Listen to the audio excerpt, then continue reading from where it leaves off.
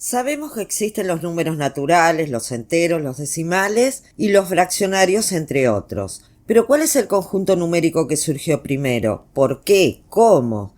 Soy la licenciada Mónica Coro y en este video veremos cómo el hombre llegó a la abstracción numérica y a la escritura de los números. Los números naturales son un concepto matemático, una idea, una abstracción, que se utilizan para representar la cantidad de elementos de una colección y también para establecer un orden entre sus elementos, entre otras aplicaciones. Estos números son los primeros en surgir en diversas civilizaciones, dado que las actividades de contar y ordenar son las más básicas en el tratamiento de cantidades. En los inicios del hombre no existían los números. No podemos asegurar en qué momento exacto surgieron, pero lo que sí sabemos es que tanto el concepto de número como la habilidad para contar son producto de un largo proceso de abstracción. Tanto el concepto de número como la habilidad para contar no son capacidades innatas en el hombre, aunque sí exclusivas de él. Los animales no saben contar en el sentido humano de la palabra. Pueden distinguir entre cantidades pequeñas, pero esto no implica que entiendan el concepto abstracto de contar. La evolución del concepto de número se dio muy lentamente, llevó miles de años y se realizó en varias etapas. Primera etapa, el sentido numérico. En un principio, el hombre supo distinguir uno de muchos, por ejemplo, una oveja de un rebaño. Esta capacidad de diferenciar grandes cantidades de pequeñas es una noción intuitiva tanto en el hombre como en el resto de los animales y tiene un nombre, sentido numérico. Nuestro sentido numérico nos permite determinar cuántos elementos tiene una colección de hasta 3 elementos sin contarlos, independientemente de la disposición de esos elementos. Si se fijan en las siguientes imágenes, ustedes van a ver que no necesitan contar una por una cada una de las figuras para determinar cuántos elementos tiene cada colección. Podemos ver 1, 2 y 3 mariposas. No las contamos, las vemos directamente. ¿Qué sucede si quisiéramos saber la cantidad de elementos de un conjunto de más de 3 elementos? Si las colecciones están distribuidas como los puntos de un dado, seguramente empleando un vistazo podemos decir con exactitud cuántos elementos hay en cada una. En este caso vemos 4, 5 y 6 mariposas. Esto se debe al conocimiento adquirido al interactuar con dados que siempre presentan los puntos distribuidos de la misma forma, y esta forma se denomina de constelación. Pero si están distribuidas en otra forma o hay más elementos, ¿qué pasa? ¿Cuántas ven? Con un golpe de vista contaron 4 o lo hicieron de 2 en 2. Y ahora, ¿cómo supieron que son 5? Seguramente tuvieron que contar. Quizás no una por una, sino que vieron 2 y luego 3 y finalmente hicieron mentalmente 2 y 3 son 5. Este grupo es más complicado. Tuvieron que contarlas, ¿no? Como verán, si la colección es de más de 3 elementos y no están dispuestas en forma de constelación, entonces necesitamos recurrir al conteo. Este conocimiento básico, el sentido numérico, fue el disparador del concepto de número. Segunda etapa, la correspondencia biunívoca y el conteo. En un principio, el hombre carecía de la capacidad de contar para determinar la cantidad de elementos de una colección. Para armar colecciones equivalentes a otras, aplicó la noción de correspondencia biunívoca, que es la primera etapa del conteo. Esta técnica de emparejamiento es la que aplican los niños pequeños de nivel inicial que todavía no saben contar. Ante la consigna arroja el dado y levanta las tapitas que éste indica, el niño o niña tomará una ficha por cada puntito que observe. Entonces, si arroja un 5, levanta 5 tapitas, pero esto no implica contar. No contó 5 tapitas. La correspondencia biunívoca, miembro a miembro o uno a uno, le permitió comparar 2 colecciones que no tienen necesariamente la misma naturaleza. De esta forma, podía contestar a las preguntas como ¿tenemos igual? ¿Tenemos más? ¿Tenemos menos? Para realizar la correspondencia, es decir, emparejar, el hombre primitivo empleó objetos de referencia como los dedos de sus manos, marcas, piedras, etc. Las primeras posibles señales de aplicación de este procedimiento se han detectado, por ejemplo, en el hueso de Lebombo, que tiene una antigüedad aproximada de 35.000 años y sobre él se observan 29 muescas. El hueso de Illango, que tiene una antigüedad de 20.000 años y sobre él se observan varias marcas agrupadas. La necesidad de contar creció en la medida que los cazadores se fueron convirtiendo en pastores. En el Neolítico, alrededor del 4000 a.C., que es cuando el hombre se hace sedentario, estos pastores emplearon piedras para controlar que volvieran todas sus ovejas de pastar. Al principio del día abrían el corral y sacaban una piedra por cada oveja que salía. Al final del día volvían a colocar una piedra en la bolsa por cada oveja que volvía al corral. Si sobraban piedras, entonces sabían que algunas ovejas no habían regresado. Si faltaban piedras, era que seguramente habían ingresado algunas ovejas de pastores vecinos.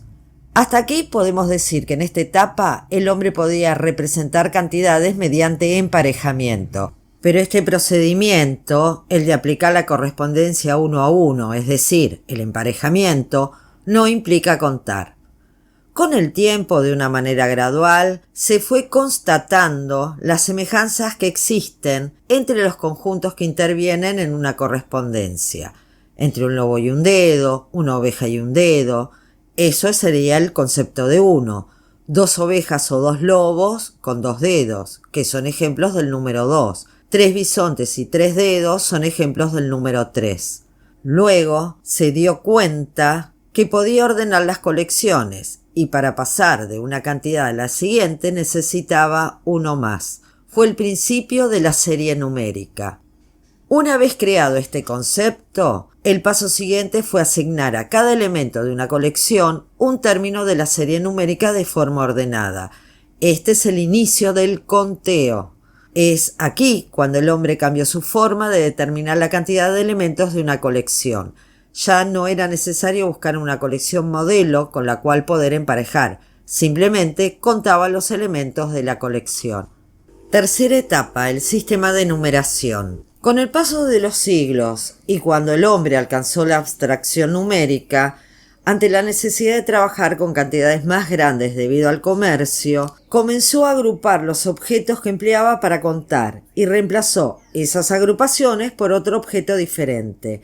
Esto le permitió generar en forma concreta números grandes con una menor cantidad de símbolos. Por ejemplo, los sumerios, en el 3500 a.C., usaron unos conos de arcilla para representar la unidad. La reunión de 10 conos era reemplazada por una esfera. En algunas tribus, 5 dedos de la mano derecha equivalía a un dedo de la mano izquierda. El agrupar objetos, ya sea dedos, piedras, marcas, caracoles, nudos en cuerdas, etc., y reemplazarlos por otro objeto de otra forma o en otra posición, sienta las bases del sistema de numeración. Vamos a definir sistema de numeración. Un sistema de numeración es una combinación de símbolos y reglas que permiten generar números grandes con la menor cantidad de símbolos, según la base establecida. Los símbolos son la representación de las cifras. Estos símbolos pueden ser objetos o escrituras, es decir, el grafismo del número. Cuando hablamos de reglas nos referimos a las reglas de escritura, es decir, la ley de formación, cómo combinamos los símbolos para generar los números según la base elegida. La base de un sistema determina la cantidad de elementos que hay que agrupar para pasar a un orden superior. La mayor parte de esas bases tienen su origen en la utilización de distintas partes del cuerpo humano para contar objetos, ya sea dedos de las manos y pies, articulaciones de brazos, todo el cuerpo, etc. Muchos pueblos han utilizado el 5, el 10, el 2, el 20 y el 60 como base, debido a que nuestras manos fueron el primer sistema de referencia. Se pueden observar vestigios en muchas lenguas del uso de las manos para contar.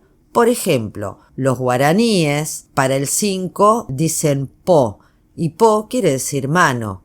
La lengua Ali de Centroáfrica para decir 10 dicen buna, que quiere decir 2 manos. Y en el dialecto maya, 20 se dice un wimik, que significa un hombre. Con el tiempo, diferentes culturas y civilizaciones desarrollaron sus propios sistemas de numeración, adaptados a sus necesidades y formas de vida. En otros videos desarrollo los sistemas de numeración de diferentes culturas. Cuarta etapa, registro, el origen de los símbolos. Luego de la comprensión de la noción de agrupamiento, el hombre dio un paso más. En el Neolítico, cuando se hace sedentario, nace la necesidad de conservar permanentemente el registro de la cantidad de animales, granos o cualquier transacción comercial. Esto dio lugar a asignar un símbolo específico a cada tipo de agrupamiento empleado. En un principio, el hombre empleó guijarros de diferentes tamaños. Por ejemplo, siendo la base 10, usó un guijarro pequeño para indicar una unidad, uno más grande para indicar 10 unidades, etc.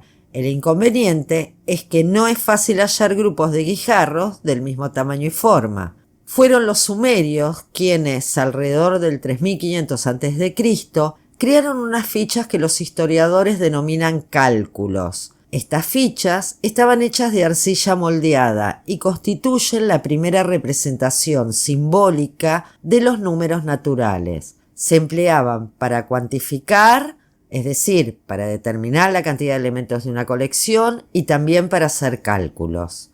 Los sumerios combinaron las bases 10 y 60 y cada número se obtenía por repetición de las cifras básicas. Podemos ver en la imagen que si existe un punto en la ficha se multiplica por 10. Si el cono vale 60, con un punto vale 600. Si la esfera vale 3600, con un punto vale 36.000. Por ejemplo, para representar el número 72 tenemos un cono grande, sin punto adentro, una esferita y 2 conitos. Para poder asegurarse el registro de esas cantidades, se guardaban los cálculos en una bolsa de arcilla fresca. Si después necesitaban saber cuánto había dentro de la bolsa, esta tenía que romperse porque ya estaba seca. Para no tener que romper la bolsa alrededor del 3300 a.C., comenzaron a marcar el exterior con la imagen de los cálculos, como vemos en pantalla. En la imagen de la izquierda podemos ver las 7 piezas impresas en la burbuja de arcilla y en la imagen de la derecha son 6 las piezas. Finalmente, en el 3200 a.C., se dieron cuenta que no era necesario guardar los cálculos en la bolsa de arcilla y esta bolsa marcarla en el exterior. Empezaron a utilizar tablillas de arcilla fresca sobre las que presionaban los cálculos, quedando así registrado el número que deseaban. En la tablilla no solo figuraba la cantidad, sino también el número del objeto contado. Por ejemplo, en la fila 2 de la tablilla podemos ver el número 80. Abajo, a la derecha, está el detalle, 60 más 10 más 10. El pictograma corresponde a un carnero. Está hablando de 80 carneros. Hacia el 2600 a.C. reemplazaron esas marcas por grafismos, empleando la técnica de escritura cuneiforme que consiste en escribir en las tablillas utilizando una caña afilada llamada cuña que marcan mediante presión. Estas escrituras, como podrán ver en la tabla, evolucionaron simplificándose. Observemos, por ejemplo, para el número 1, la numeración concreta, que era a través de un objeto, era un cono pequeño. Luego, la numeración escrita fue presionar ese cono sobre la arcilla, que eran las cifras arcaicas, y finalmente, con la cuña, hacer un símbolo, que es con la cuña hacia abajo, que serían las cifras cuneiformes. Vamos a hablar ahora de la simbolización. Acabamos de ver cómo se originó el registro numérico más antiguo conocido hasta hoy, el de la civilización mesopotámica, pero ellos no fueron los únicos. Distintas civilizaciones en todo el mundo inventaron su propio sistema de numeración, dando lugar a registros diferentes. Como hemos visto, en los inicios los números fueron representados mediante objetos. Aquí vemos algunas representaciones figurativas del número 5. De arriba hacia abajo podemos ver los cálculos, marcas en un hueso, nudos en una soga, como hacían los incas, y el uso de los dedos de las manos. Tiempo después aparecieron las representaciones escritas, es decir, los símbolos escritos. Estos símbolos podían estar inspirados en los objetos usados, como las impresiones de los cálculos sobre la arcilla, o también inspirados en letras del alfabeto, como lo hicieron los griegos y el pueblo hebreo. Otros pueblos, como los hindúes y los árabes, emplearon un símbolo inventado para representar los numerales. Como ejemplo tenemos nuestro grafismo del número 5. Los números tienen su expresión oral. Esta expresión puede ser motivada, como los guaraníes que dicen po, en su idioma significa mano, para expresar el número 5. Y también están las expresiones orales no motivadas, es decir, que no tienen ningún otro significado, como por ejemplo la palabra 5 en español o 5 en inglés. En esta imagen podemos ver las distintas representaciones del número 5 a lo largo del tiempo y en diferentes culturas. Muchas civilizaciones desarrollaron su propio sistema de numeración en forma independiente o influenciada por otras culturas, adaptándolo a sus necesidades y circunstancias específicas. Este tema lo pueden encontrar en otros videos. Si te gustó este material, dale like y después suscríbete a mi canal.